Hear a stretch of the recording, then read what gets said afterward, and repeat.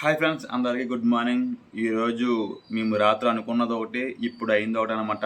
ఈరోజు అయితే సండే అనమాట. మేము ఏమనుకున్నామంటే ఈరోజు ఒక ఫ్లోరింగ్ చేయాలన్నమాట. దానికి ఏంటంటే మనకు ఒక 6 బత్తాలు సిమెంట్ అవుతుంది. అలాగే ఇసుక అనేది అయితే మేము పైకి ముంచేసాం అనమాట.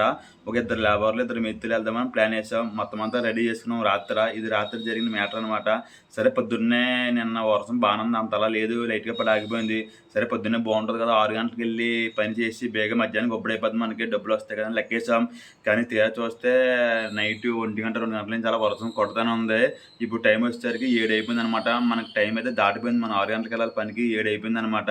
ఇప్పుడైతే ఎవరు రారు. ఇప్పుడు ఏంటంటే వర్షం తగ్గిందంతే, మళ్ళీ వస్తుందో రాదో తెలియదు. ఎందుకంటే అది వర్షంలో పని కాబట్టి మళ్ళీ వర్షం వచ్చిందంటే మన పని అంతా వేస్ట్ అయిపోద్ది అనమాట. ఈరోజు అయితే వర్షం పడి మాకైతే పని దెబ్బ అయిపోయింది.